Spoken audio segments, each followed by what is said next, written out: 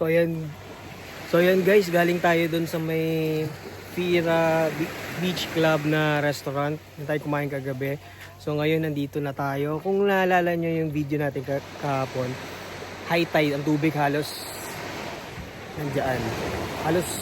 Halos isang tao yung ano niya, yung taas. Yung binaba niya ngayon halos isang tao. So ngayon medyo kalmado pa yung dagat na yan.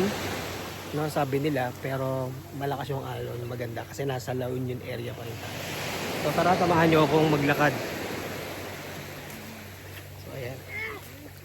Ayun guys, oh, nakalagay Thunderbird. So tara, let's go.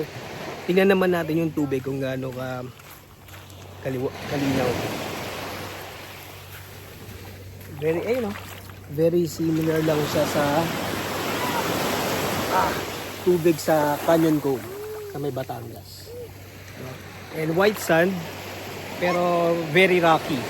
Especially dun sa part na yon, no? Dangerous dun yung mga kids. So dito lang muna yung private beach ng Thunderbird. So tara, explore muna natin.